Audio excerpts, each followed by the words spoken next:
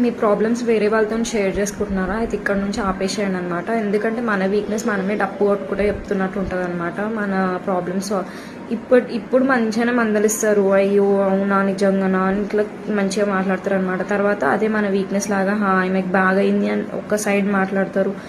Are మీ ఇంట్లోనే నీకు value లేదు ఇంకా అన్నీ అట్లా కూడా మాట్లాడతారు అనమాట. సో అందుకనే ఫర్ ఎగ్జాంపుల్ న్యూలీ మ్యారీడ్ వాళ్ళకి కూడా చాలామంది సజెస్ట్ చేస్తారు. లైక్ ఎట్లా సజెస్ట్ చేస్తారు, హస్బెండ్ దగ్గర జరిగిన విషయాలు మమ్మీ దగ్గర అండ్ మమ్మీ దగ్గర జరిగిన విషయాలు హస్బెండ్తోని షేర్ చేసుకోవద్దు అని అంటారు. అప్పుడు మనకి ఏమనిపిస్తుంది, వాళ్ళు మనల్ని దూరం చేస్తున్నారు అని అనిపిస్తుంది. కానీ అట్లా ఏం కాదు, వాళ్ళు కూడా మన మంచి కోసమే చెప్తున్నారు. ఎందుకంటే ఇప్పుడు నువ్వు నార్మల్గా ఏదైనా సినారియో వచ్చినప్పుడు ఇప్పుడు నువ్వు మమ్మీ వాళ్ళ ప్రాబ్లమ్ షేర్ చేసుకునేటప్పుడు నువ్వు హస్బెండ్ ఇప్పుడు ఓకే అంటారు, తర్వాత మీ పేరెంట్సే నేను పట్టించుకోలేరు, మీ సిస్టర్సే మీరు బ్రదర్సే నేను పట్టించుకోలేరు, ఇంకా ఇప్పుడు నేను ఎందుకు పట్టించుకోవాలి అని ఆయన ముందు మీరు కూడా చీప్ అయిపోతారు అనమాట. సేమ్ సినారియో అది పేరెంట్స్ విషయంలో కూడా అవుతుంది.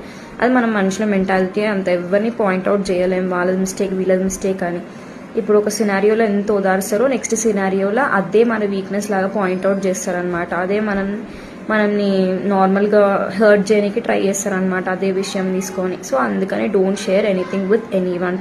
ప్రాబ్లం మీరే సాల్వ్ చేసుకోండి.